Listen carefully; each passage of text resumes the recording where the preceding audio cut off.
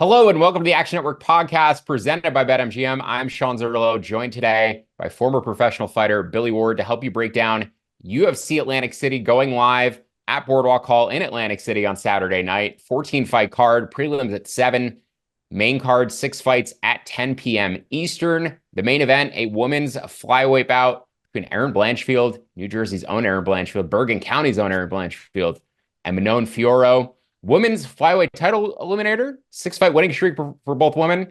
Great fight in this division, and potentially the future champion may come out of this fight. Line is blown out a little bit. Blanchfield was closer to a 60% favorite, minus 150 earlier in the week. It has blown out closer to minus 185, as high as minus 200, with Fiorot about plus 160 on the comeback. I think Blanchfield is a better live bet than a pre-fight bet. I think if you're going to take either fight or pre-fight, I would probably take Fiorot just because I think she has the striking advantage. She is the better striker, the more powerful striker in this matchup. But also, I think she has more front-loaded success here, potentially even puts Blanchfield away earlier. But as this fight extends, I think Blanchfield is going to have a bit more success. She's not a bad striker, and her striking is improving, but I do think she's going to be at a disadvantage. I think Fiorot is going to be landing the more powerful shots, but Blanchfield has all of the grappling upside in this fight. And even though it's actually possible Fiorot can land some takedowns of her own, she's really nice judo. She's landed takedowns in the past. She's really strong, and I think she may have a strength advantage. Blanchfield has excellent top pressure, and once she does get on top of opponents, it's basically the end of the round, if not the fight, and that's very uncommon to see in lighter weight classes, in women's flyweight, in any division that is really 145 pounds, 135 pounds or lower. It's very difficult to stay on top of your opponent and keep them down once you actually land that takedown. But Erin Blanchfield is really strong, has excellent top pressure. Once she does get her opponents down, as I said, it's either the round or the fight in her favor. So a fairly binary matchup, not a complete binary matchup, because I do think either can be competitive where the other one is stronger. I think Fiorot can survive off of her back. I think Blanchfield can stay competitive in the striking until she's able to mix it up and land the takedowns. In terms of my bet for this fight, as I said, I kind of like Fiorot pre-fight. I'm going to wait and live bet Blanchfield after rounds 1 or rounds 2. Fiorot is actually the one with 5-round experience, and I guess it's possible that if Blanchfield is going for those takedowns and not getting them, she may gas herself out, but she does have the kind of built-in fighting style that I like to see for fighters entering their first main event. She's younger. She's in the smaller weight class. I don't think the cardio is going to be an issue, and I do think, given how the early stylistics play out, you may get a better live price on her after rounds 1 or 2. So Blanchfield live. And then additionally, I like this fight to go longer. I like it to go to a decision. Women's flyweight bouts reach a decision at a 61% clip. Now, that is all fights, including 3-round fights and 5-round fights. But generally speaking, I do think this total is slightly mispriced. I have this fight going to a decision closer to 55, 60% of the time. And they're basically giving you even money and a pick'em price for the over 4.5 rounds, getting plus money on the fight to go to a decision. So Blanchfield live, the over for me. That's how I'm betting Saturday's main event. Billy, I know you get in on Blanchfield earlier in the week. Don't like the price as much at current odds, but how do you break this one from a technical perspective? And is there a side that you like at current odds that you would play? Yeah, one of the things that pushed me to making the Blanchfield bet is if you watch her last fight against Taila Santos, she didn't land a single takedown and still was fairly dominant in that fight. Santos is nowhere near the striker that Fiorot is, so I'm not calling that an apples to apples comparison. But we've seen really big improvements to the striking from Blanchfield. And you can say the same thing about Fiorot with the grappling. I believe she's now a brown belt in jiu-jitsu. She's worked her way up. But there's levels to this. Like, Blanchfield is not just a black belt. She got her black belt at 20, been doing jiu-jitsu since she was 7. Like, this is a lifetime grappler who's really, really good at it. And yeah, you alluded to it. I put it in my luck ratings. I got her around minus 160. I think you can justify that despite their very similar resumes. I actually think Blanchfield has more stoppage upside here. She has a knockout or 2 on her record. One of those is a standing head kick over a future UFC fighter, Viktoriia Leonardo. I see more knockout upside from Blanchfield than I see submission upside from Fiorot. Then they both have their own strengths where that is. But yeah, current line's minus 190, as high as minus 200. Don't think I would take that right now. I guess, gun to my head, if I had to make a pre-fight bet, that would probably be it. But I totally agree with you on the live line. I think there's a very good shot, even if you get it back to that minus 150, minus 160 on Blanchfield. In her style, you alluded to, getting the top pressure and staying there. Fiorot is going to be working really hard from the bottom to get up off her back. Blanchfield can kind of coast a little bit, win some rounds from top position, save some energy, and then that builds a little bit later. So Definitely think she's a better live bet. I'm a little bit worried about the judging here. We've almost seen fighters penalized for getting takedowns if they don't do a ton with it. If this fight were 3-4 years ago where a takedown just instantly earned you a round, I'd bet Blanchfield to like minus 250. Now, we got to be a little bit smarter with it, just knowing that grapplers don't get rewarded on the scorecards the way that they used to, which leads us to the live opportunities. Erin is pretty active with her ground and pound, so I'm not as worried about her potentially getting screwed in a close decision where she's landing more takedowns. I just think Fiorot is more powerful and she's going to land the more damaging strike. So that's where it could come in is, they spend 2.5 minutes on the feet. Fiorot lands the more damaging shots.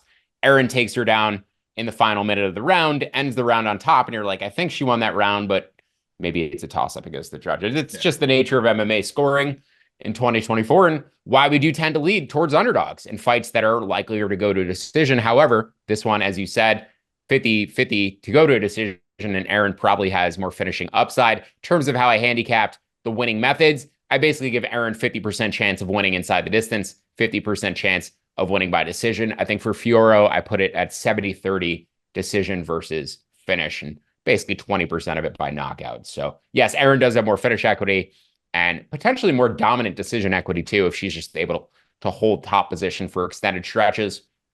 Let's move on to our fight of the night, the featured prelim men's featherweight bout between Jamall Emmers and Nate the Train Landwehr. Emmers around minus 175, Landwehr plus 145 on the comeback. And Nate the Train is always in the fight of the night, so we had to feature him here, even though neither of us had a particularly strong take on this fight. Just want to talk about Nate the Train, because you should go back and watch all Nate Landwehr fights that you can find. They're always a war. They're always fun.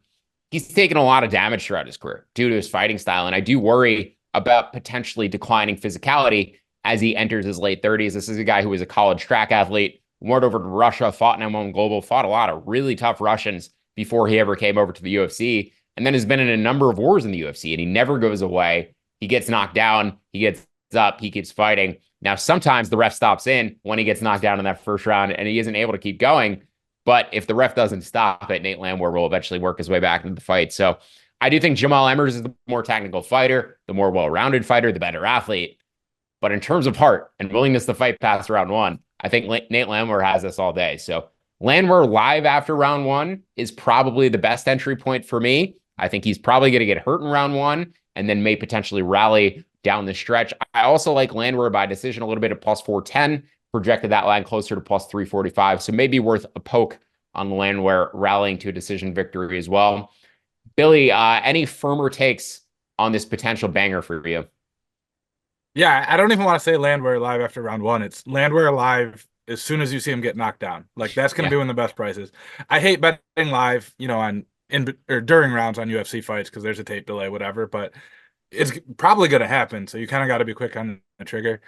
This is an interesting one though, because you pointed out Landwehr's declining physicality, he's getting older. Emmers is not much younger. He's like within a year in age.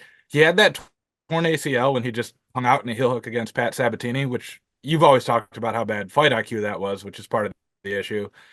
Love the toughness, but be tough when you're in a choke, not when you're in a heel hook. Like this is different. I do think his explosiveness has rebounded a little bit. The first fight after there, he looked a little bit slower. Had the split decision against Jack Jenkins, kind of had some moments. I thought he won the fight, even though I bet big on Jack Jenkins. Now, without the gambling blinders, I definitely think Emmers should have got the decision. And then, 50-second knockout in his last fight against Dennis Buzukja, who we'll talk about later. He's an explosive guy. I don't know how well that tracks late into a fight, which further lends to the live bet angle. So I'm going to take a little bit of a sprinkle on Emmers in round one. You can get as high as plus 600. I think if he's going to knock Landwehr out, it's when he's fresh. It's when he's got the power.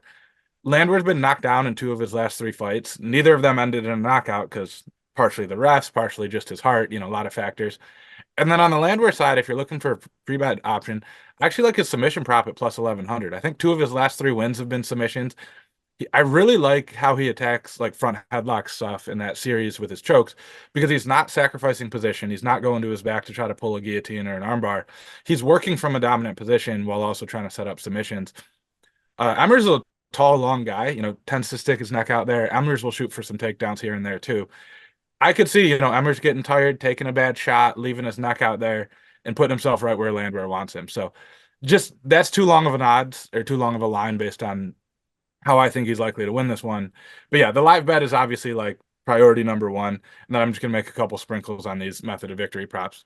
More for fun than because I think they're a massive edge, but I do think there's an angle on both. Yeah, I think Landwehr has the cardio advantage. He typically does against most of his opponents, as I said, former track athlete. But also just Emmers' fight IQ, mistakes. Maybe he hurts Landwehr and then shoots for a takedown and keeps him in the fight. That's my biggest pet peeve of MMA is when fighters have their opponents hurt and then switch to a double leg takedown and allow them time to recover. And Emmers could do that. He could gas himself out trying to finish and allow Nate to get back into the fight. So there's a lot of ways that this plays out where Emmers makes a fight IQ mistake and lets Landwehr come in the back door. But yes, agree. Emmers probably the pre-fight side. Round one, that's an interesting prop at 6-1. I think that is probably a large part of his win condition, especially relative to a -175. So interesting look there. Emmers lands about 2 takedowns per 15 minutes at a 40% accuracy rate, which means he attempts about 5 takedowns per fight. Doesn't get most of them. Like, that really sets up the specific style of grappling that Landwehr likes. So to your point about the fight IQ, might do it when he hurts Landwehr, might do it when he gets hurt, might do it just because he thinks that's a better way to win. So there's some openings there for sure. Yeah, I could absolutely see him getting Darce. Do you find that, watching fights that you see that front headlock open a lot, or, those front chokes, those front headlock series of chokes open a lot and fighters just don't go for them because it's not part of their game plan? Are you like screaming at your TV often for them to grab the neck because it seems like it's open more than it is? Is that something that bothers you when you watch fights? Not particularly, because they are hard to finish. Like, unless you're significantly longer than your opponent, you just need so much reach to connect through on that. And also, you kind of need your opponent to take a bad shot and leave their arms out there. Like, when you learn to grapple, one of the first things is you shoot with your elbows in, which kind of prevents that because your fists are in the way, especially with MMA gloves. So there's definitely openings.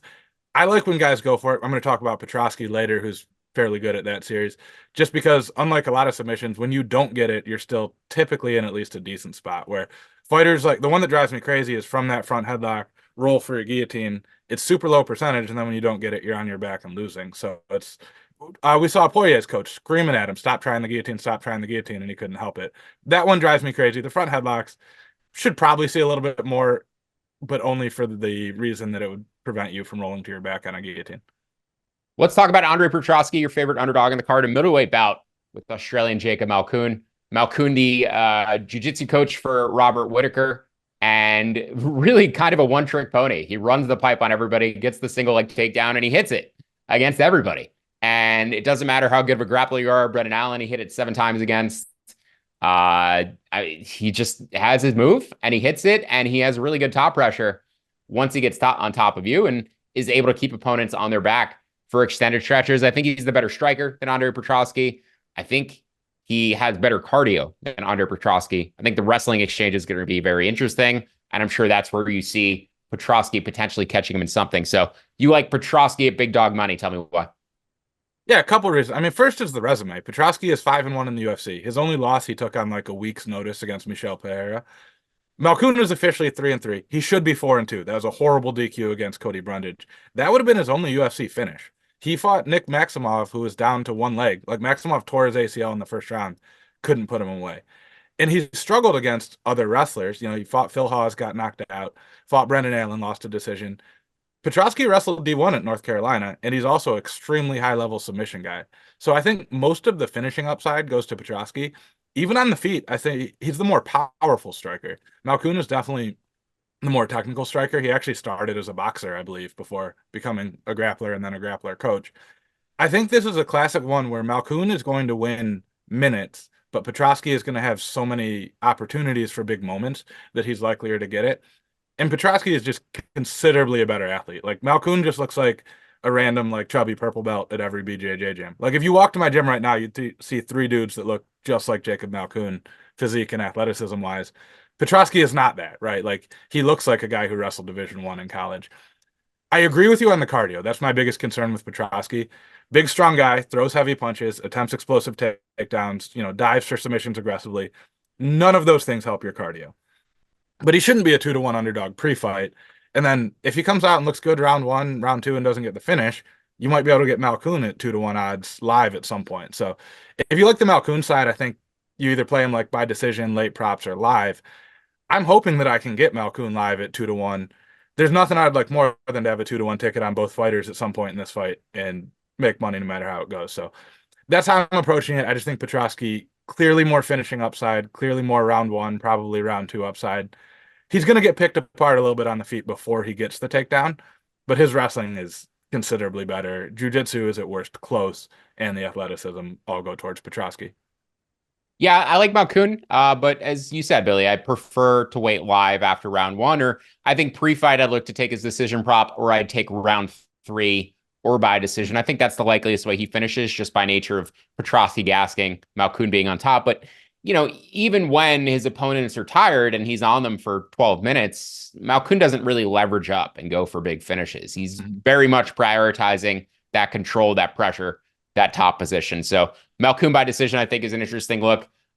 I'm not sure you're going to get a better live price on him after round one. If he lands that takedown and spends the round on top, obviously it's only going to blow out further. But Malkoun decision, I think, is the way I'd play that pre-fight. Don't hate the look on Petroski's money line just because the price on the money line does seem a little wide. Go ahead. He's not going to keep a fresh Petroski down. Like these guys with a wrestling background, he's not going to just lay there on his back and let that happen.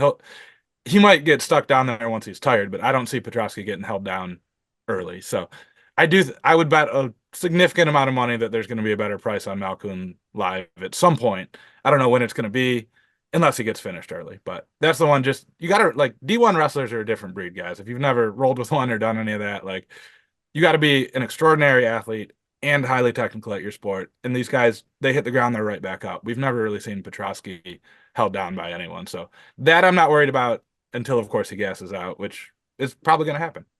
Yeah, the more times you have to pop up, the worse it's going to get. So may even, be a disadvantage having to keep getting back up, right, at some point.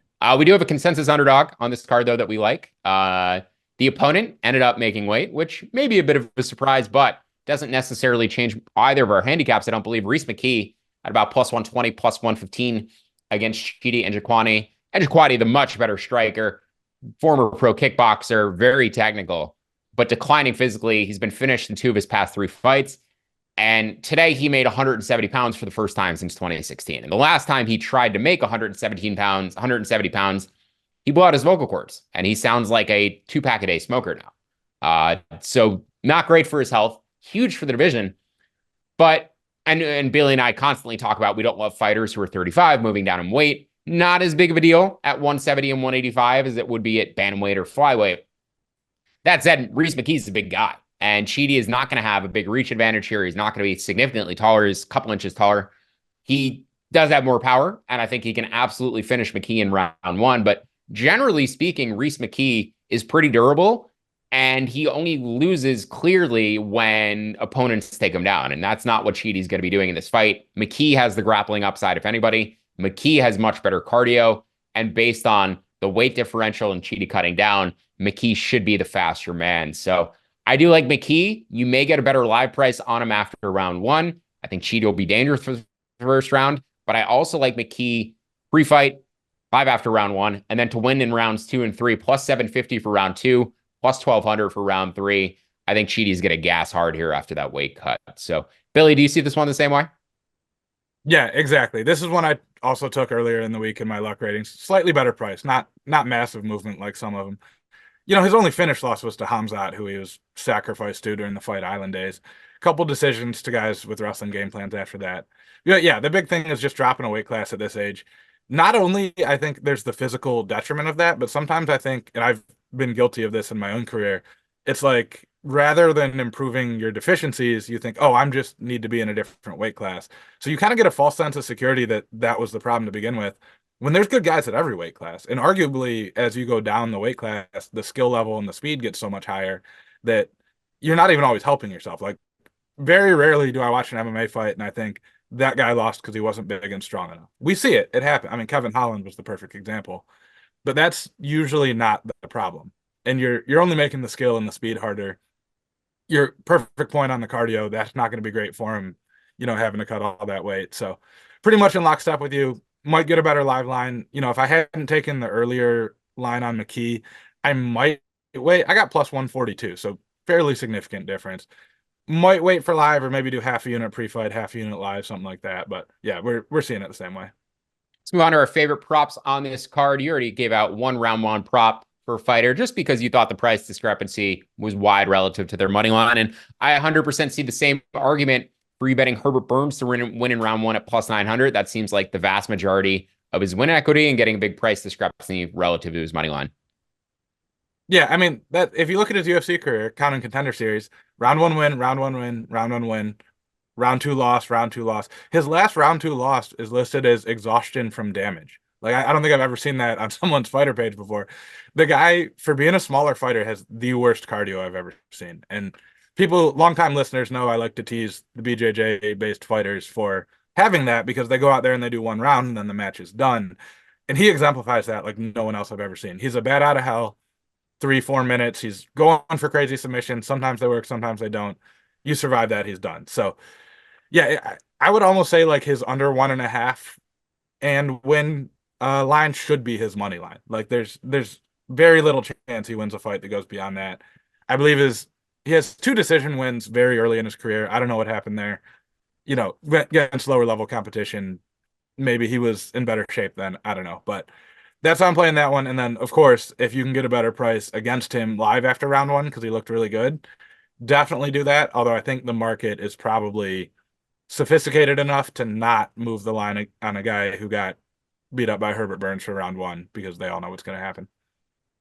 Yeah, I mean, for similar reasons, I kind of like Julio Arce in rounds 2 and rounds 3, respectively. The prices on that seemed off relative to what his win condition probably isn't the way her Burns fades. So plus 450, plus 750, respectively, on Arce round 2, round 3. Not huge prices, but probably the way he wins this fight. You could even bet all 3 very likely and turn a profit. Would play them small. My favorite prop on this card, Bill Algeo, to win in round 3 by decision. He was the guy who beat up Herbert Burns and forced him into retirement in that last fight. I was at that card. Gilbert Burns was standing in Herbert Burns' corner, screaming at him to keep fighting. And then Gilbert ended up having to carry his brother backstage and out of the octagon. Just absolutely wild scenes. But that's what Bill Algeo does to people. He breaks them. And I think he could break Tucker here.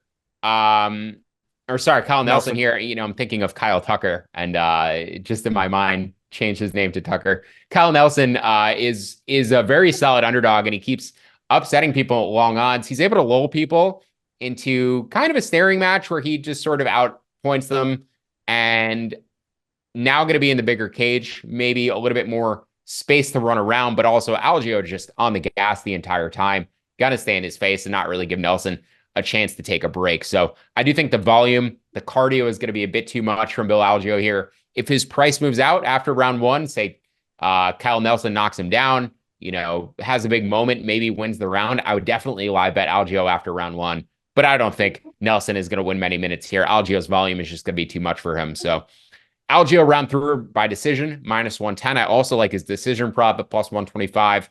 But I think if he gets a finish, it's very likely to come in round 3. You could also just kind of structure a bet and place him to win by decision at plus 125 and then to win in round 3 at plus 1200. Maybe put 90% of your wager on the decision prop, 10% on the round 3 prop.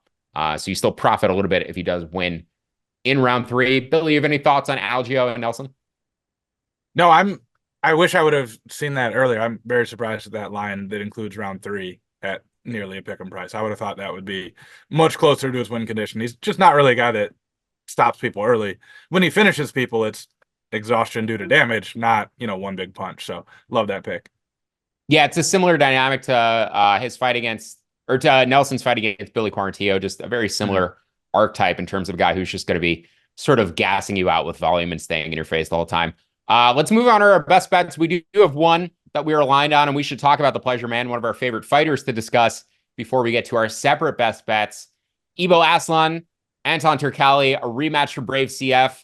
Aslan was dominating the first round, nearly put Turkalj out. Everybody nearly puts Turkalj out in round 1. And then Aslan seemed to gas out / make a fight IQ mistake, got his back taken, got choked out at the start of round 2. They're rematching here in the UFC. Aslan a few years older now, bit more developed, I would imagine, as a prospect. And also Turkalj has taken a substantial amount of damage in his UFC run. I think he's probably less durable than he was the first time these guys fought. I'm sure Aslan is a better fighter than he was the last time these two fought, more mature in his physical prime now. So we both like Aslan pre-fight at minus 125. It's hard not to like him pre-fight, considering he should dominate that first round. His odds to win in round 1 are plus 175, which is a joke considering his money line, but it is large part of his win condition. I do think, though, there's a bigger chance that he just, you know, survives, continues to pour on damage, and wins a decision or wins in round two. I just, watching that first fight back, it didn't seem to me as much that he gassed out and gave up, so much as that he just made a horrendous mistake and has allowed his back to be taken before he got choked out. So I think this one plays out similarly early, except for the fact that I think Aslan stops him. Did you have a similar reaction watching that rematch? Did you think or watching the first fight, did you think that he gassed out? Or did you think it was a fight IQ mistake? And how do you like this one to go? Yeah, it's hard to tell. I think it's probably a little bit of both. Like, you make more fight IQ mistakes when you're tired than when you're fresh. That's just kind of how it goes. But no, the biggest thing for me is, had there not been a rematch here, or had there not been the previous fight, Turkalj probably wouldn't still be in the UFC. He probably would have been cut off 3 straight losses. And this line would be much, much wider, because Pleasure Man has not looked UFC caliber in any one of his appearances. Like, he's made it to a decision. He hasn't been finished all of them, but he didn't look good or really look competitive in any of these fights. Finished in the first round twice, one decision against Vitor Petrino, who that's just kind of his thing. He doesn't seem too interested in finishing anyone, as we've learned. And Aslan, 12-1, his only career loss was to the Pleasure Man. I think all knockouts, big hitter. As you mentioned, probably should be a little bit better as a well-rounded fighter. You'd imagine now he can train full-time. When they fought before, he was probably working some other job, just getting by on natural athleticism. So it was even better price earlier in the week. I got -115. Again, read the luck ratings, everyone. But yeah, even if you don't watch that fight back, if you just pretend that fight never happened, you would think Aslan should be -250 or something here. And I'm willing to overlook that one as more of a fluke than I am the other 3 fights where Pleasure Man hasn't been UFC caliber. Aslan actually has a round 3 knockout on his record too. I think that is encouraging just because he has done it in the past. We have seen him extend it and actually put somebody away in the 3rd round. So yeah, I like Aslan here as well. -125. I would probably just take the money line instead of taking any of his props. Maybe if you get a big juicy number on round 1 knockout or round 1 knockout, potentially in a round robin. That is the large part of his win condition, but I think he has other ways of winning this fight. Your favorite bet on the card, Connor Matthews, another bet you gave out earlier in this week, and I believe another bet you got a little bit better of a line on. He does seem like a very public underdog selection this week, but I am on the same side as you in terms of liking Matthews in this fight. I don't know if I'll have a bet on it, but I do lean your way. Yeah, at the current price, it's a final bet. At the earlier price at plus money, it was certainly a best bet or a favorite bet. But he's fighting Denis Buzukja. I mean, I quoted you in my justification. Denis Buzukja's best attribute is he tries really hard. And that's encouraging. Obviously, we want guys who are going to fight hard for our money, and we've seen people that don't do that. But it's kind of like when they say your best attribute is your chin. What that doesn't say, but is heavily implied, is that you're not doing too great at other things. And that's not a great way to make a career. I don't want guys who are trying to make a career by being tough and absorbing damage. And I don't want guys who make a career by just gritting through fights that they should be losing. And to get, Connor Matthews at plus money early in the week, roughly pick him now. I think he's a reasonably skilled guy. He's 7-1, made 2 appearances on the Contender Series, both decisions. Very good grappler. I think he's a better technical grappler here, mostly submission wins. His nickname is the Controller for a reason. And I just think there's a big skill discrepancy there with Denis Buzukja. Again, could Buzukja try really hard and grit through this one? Sure, which is why I wouldn't say it's a best bet at -105. Plus 115 earlier was a steal, though. So, like those, if you wanted to sprinkle on the submission line, I think that's a much juicier line, too, that might just be the likeliest way he wins this one. What do you think about the decision prop? I made the decision line closer to -180. I see -130 out there. You think this one goes 15 minutes? You're saying the fight to go to a decision or Matthews? Yeah, the fight to go to a decision. Yep. I don't have a strong take on whether it goes that way or not. I think if you think it goes that way, you should probably lean towards the Buzukja side. And if you think it goes inside the distance, that probably significantly benefits Matthews. So I see it correlating pretty clearly to either fighter. I don't have a strong take. You'd think Buzukja should be able to find a submission, or Matthews should be able to find a submission here, just given his track record and the style of fighter he is. But submissions are tricky. Guys get sweaty, stuff gets missed. Like, it wouldn't be all that surprising. And Buzukja's never been submitted. His only finish loss was a knockout. So hard to say. Yeah, kind of lean over or GTD there. Maybe a close decision. I mean, the line would suggest that it would be, but Billy getting in earlier on the plus money side of things, putting himself in good position. My favorite bet on the card, it is more of a final bet than a best bet, but Melissa Gatto, sitting at -140 now, -150. She was earlier in the week, I believe, closer to -160. this line has moved around a little bit, but just in terms of how I project out these fights, the three most public underdogs this week were Dudakova, the fight that we just talked about with Matthews against Buzukja, and then also Petroski going against Jacob Malkoun. But of the three, the one that I like most is the non-public favorite is Melissa Gatto. I don't really think Dudakova's physicality has translated as well to the UFC level as it did regionally.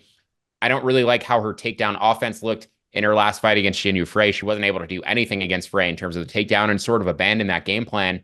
Still ended up winning the fight, but wasn't overly impressive in the victory. Gatto has lost her past couple UFC fights, but she is the much better striker in this matchup. I think she's going to be landing significantly more. And honestly, I think there's a chance she's the better grappler too. And she may be able to get on top of Dudakova. The one problem with Gatto is when she does get taken down, she's comfortable spending time on her back and riding out rounds. And that is why I would imagine some people will bet Dudakova here with the expectation that she is going to land takedowns, get on top, and be able to hold position.